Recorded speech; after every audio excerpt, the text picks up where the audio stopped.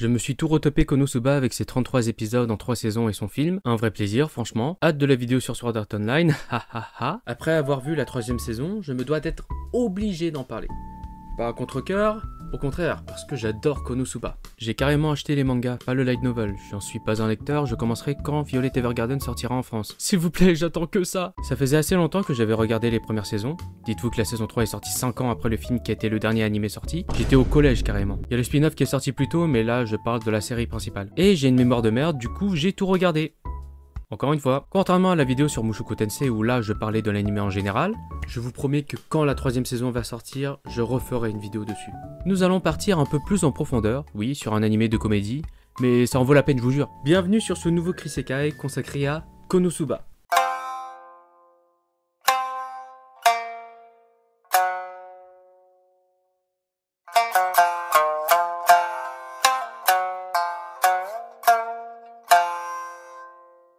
Qu'est-ce qu'un isekai? Allez voir la vidéo sur Mushoku Tensei pour savoir. Un peu de pub, ça fait plaisir. Avant de parler de l'œuvre, il faut la présenter. Konosuba Rashi Sekai ni Shufuku O, ou Konosuba soit béni monde merveilleux pour le nom français officiel, est une web-série écrite par Natsume Akatsuki. Oui, Akatsuki comme dans Naruto. Elle a été adaptée en light novel, en manga dessiné par Masahito Watari, en animé par le studio Deen, en plusieurs jeux vidéo. Il y a des spin-offs dont un préquel qui sont aussi adaptés en light novel, en manga, en animé. Mais wesh, il y a trop de trucs. D'ailleurs, j'ai installé le jeu sur mobile. On va voir ce que ça donne. Alors, qu'est-ce qu'on a? Ok, ouais. Si ça brille, ça veut dire qu'il y a beaucoup de trucs. Ça, c'est pas mal.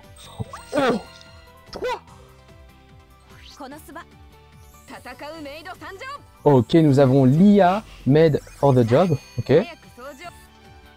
Deuxième. Nous avons Amy, Nothing Like a Hot Meal. Ok, d'accord. Et nous avons Haruhi Crimson Snow. C'est bon, c'était pas mal. Bref, Kazuma Sato est un lycéen qui passe son temps dans sa chambre à jouer. Attends, ça me rappelle quelque chose. Bon, passons. Un jour, il sort de chez lui pour acheter le collecteur d'un jeu, mais à son retour, il sauve une fille d'un camion qui allait lui foncer dessus et meurt sur le coup.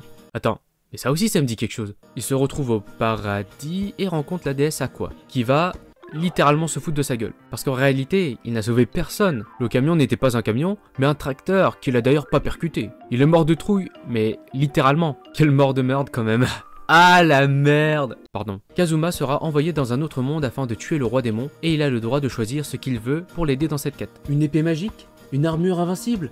Un sort cheaté? Non. Vous savez ce qu'il a pu cheater? Une déesse. Il choisit donc Aqua pour l'accompagner dans sa quête. Avec une déesse, ça doit être facile, non?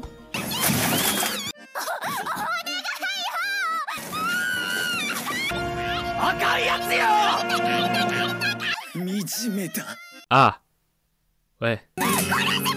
Konosuba est un isekai comique et putain qu'est-ce que j'ai bien rigolé. L'animé est une masterclass vraiment et le manga est cool aussi mais j'ai moins rigolé. Mais comment ça se fait? L'histoire est similaire, il y a quasiment les mêmes vannes, non franchement, qu'est-ce que l'animé a de plus? Bah c'est animé.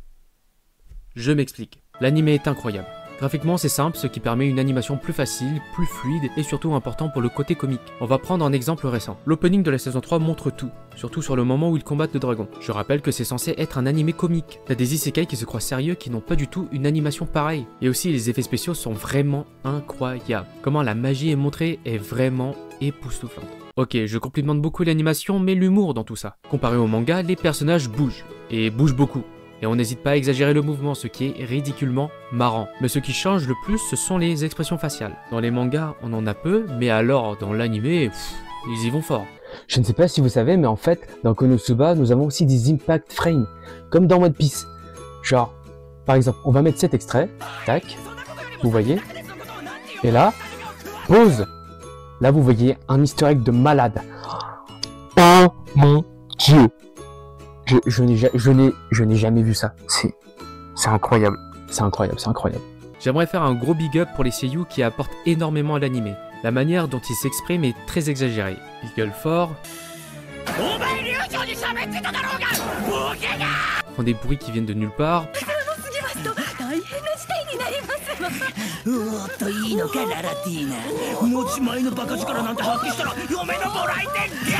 parlent en même temps que des personnages,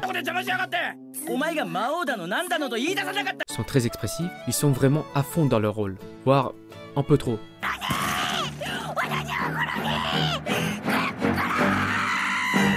Franchement, sans eux, Konosuba ne serait pas LE Konosuba qu'on aime. C'est eux qui carrient l'animé. Et comparé à la VF, c'est un autre univers.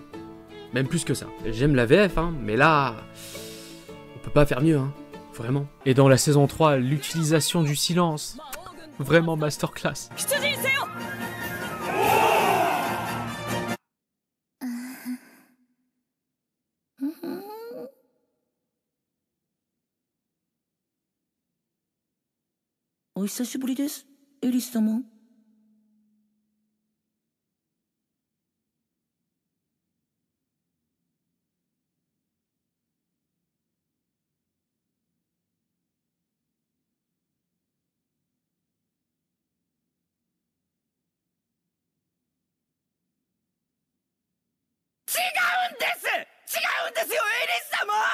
Coup de gueule sur les 2 premières saisons, car on voit pas mal de plans cul. Pas nécessaire. J'aime pas. Ça sert à rien. Vraiment. Après, ce qui doit être ecchi est ecchi, bien sûr. Maintenant, j'aimerais un peu vous parler de l'histoire. L'objectif est de tuer le roi démon, ça, c'est clair comme dans la plupart des isekai. Et dans les isekai, en général, l'XP et la puissance sont importants. C'est ce qui détermine ta puissance, et plus tu es puissant, plus tu te fais de l'argent facilement, ce qui n'est pas un souci. Problème, Kazuma est endetté parce qu'il est faible et qu'Aqua est stupide. Si je devais résumer Konosuba en bref, ce serait endettement, remboursement et argent. Il a beau tuer des généraux du roi démon, qui sont extrêmement puissants, mais si tu fais des dégâts, tu paies. Voici quelque chose de réaliste, putain! Les dettes sont un facteur de l'humour dans Konosuba. En vrai, je trouve ça cool d'avoir un héros dans la merde. Il y a plein d'isekai dans lesquels le héros est pépouze, ou le héros a un début difficile mais qui surmonte tout et est pépouze. C'est bien un peu de changement. Juste, imaginez, vous venez de sauver une ville d'une grande catastrophe, tout le monde vous accueille comme un héros à la guilde, mais vous vous faites arrêter par la police, mis en prison pour vous faire juger à la cour. Un héros malchanceux, alors qu'il est censé avoir beaucoup de chance. Et endetté. Le pauvre, et il le restera, ça c'est sûr, vu le groupe qu'il a. Tiens, parlons des personnages parce qu'il y en a des choses à dire. Déjà, commençons par le personnage principal qui est Kazuma, jeune lycéen de 16 ans. Ce gars n'a rien d'un héros. Il est flemmard, pervers, une ordure, cru dans ses propos. Mais heureusement, il a 0 couilles. Ouf! Ça change tout alors. C'est juste un petit con. Heureux d'avoir autre chose qu'un héros. Nous avons aussi Aqua, une déesse dont l'âge ne peut être déterminé. C'est une déesse quoi. Elle est stupide, maladroite, aime boire de l'alcool, amuse la galerie. Attends, c'est vraiment une divinité. Nous avons aussi... Hein? Ah! Je crois qu'elle préfère se présenter elle-même. Vas-y.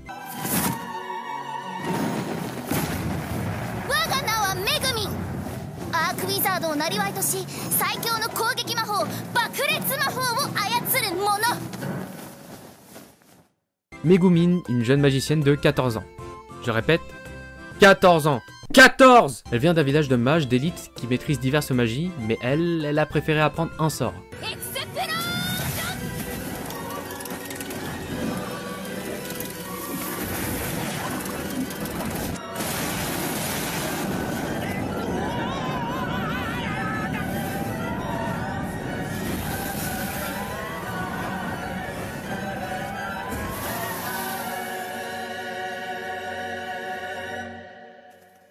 Qui lui bouffe toute son énergie.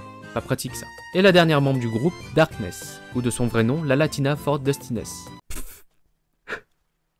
La Latina. Une jeune noble de 18 ans qui a décidé de devenir une croisée. Elle ne touche jamais ses adversaires mais encaisse très bien les dégâts. Et c'est une maso. Digne d'une noble, hein. C'est un miracle qu'ils puissent se battre ensemble. Heureusement que Kazuma carry le groupe. Voilà des personnages aux particularités très spécifiques, et ça, c'est ce qui fait le plus rire. Mais les interactions entre eux sont encore plus drôles. Entre Kazuma qui engueule Aqua H24, lui et Megumin qui partent faire des explosions, ou encore lui qui est très cru avec Darkness, ce qui la ravit. Non, c'est vraiment un bordel. Malgré leurs défauts, on s'attache beaucoup aux personnages. Attends, comment ça se fait que je m'attache à un petit co comme lui là? C'est parce qu'il change. Pas au quotidien, mais dans sa relation avec les autres. Parce que rappelons que dans les premières saisons, il voulait se débarrasser de Megumin et de Darkness. Car niveau utilité, une mage qui ne peut lancer qu'un sort qui lui bouffe toute son énergie et une croisée maso qui ne touche pas ses cibles, y a mieux quoi. Mais à force d'être toujours ensemble, il ne les voit plus comme des outils, mais comme des personnes. Des personnes proches avec qui il a partagé des aventures. Il les voit comme des amis. Pour Megumin, elle est restée dans le groupe car elle profitait d'un quiproquo pour faire du chantage à Kazuma pour qu'elle reste. À la fin du film, Megumin demande à Kazuma de lui donner d'autres sorts que la magie explosive, puis finalement Kazuma choisit d'augmenter les statistiques de son explosion. Un geste d'amitié qui sous-entend à Megumin de rester fidèle à elle-même et de suivre sa vocation. Pour Darkness, Kazuma a essayé de se débarrasser d'elle avec l'histoire du fiançailles qu'elle ne voulait pas, et il a donc fait en sorte que ça se passe bien, alors que Darkness voulait tout foirer, sauf qu'il a échoué. Ne me demandez pas ce qu'il s'est passé. Puis à la saison 3, lors du mariage entre elle et Alderp, un connard de noble, il sabote le mariage et sauve Darkness. Ça montre à quel point il tient à elle, un signe d'une grande amitié. Pour Aqua, il est obligé d'être avec elle. Elle fait pitié. Après, ça ne les empêche pas d'être complices. Malgré les disputes, les petites trahisons, le groupe forme une très grande amitié et n'hésite pas à tout faire pour aider les uns les autres. Je pense que c'est la meilleure représentation de l'amitié. Il y a une bonne ambiance au sein du groupe, c'est très animé. Ce qui rend cette amitié encore plus belle est que Darkness et Megumin étaient seuls et sans amis à cause de leurs énormes défauts, mais Kazuma et Aqua les sauvent de leur solitude. Je dirais même qu'ils étaient tous seuls, Kazuma enfermé chez lui et Aqua dans le paradis seul. C'est beau, putain. Maintenant, j'aimerais faire un petit aparté sur les personnages secondaires ou arrière-plan. Vu que nos aventuriers restent dans la même ville, il y a des personnages qu'on revoit fréquemment.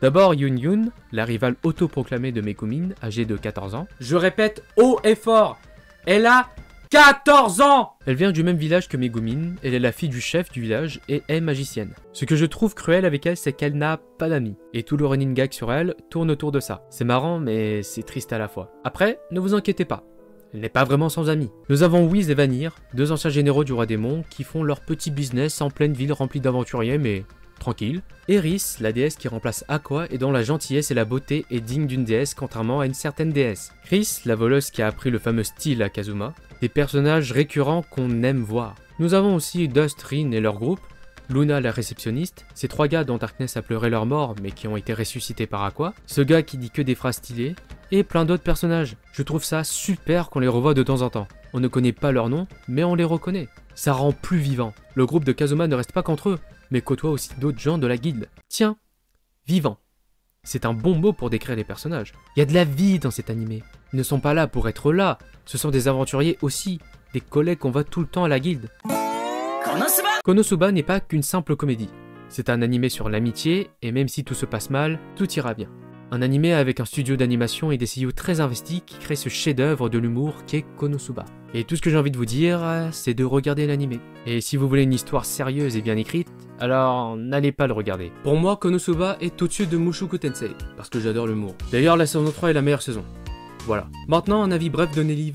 Konosuba, ça va. Merci d'avoir regardé cette vidéo. N'hésitez pas à mettre un pouce bleu et à vous abonner si ce n'est pas déjà fait. Ça fait plaisir. Dites-moi ce que vous pensez de Konosuba en commentaire. C'était Macrage. Ciao.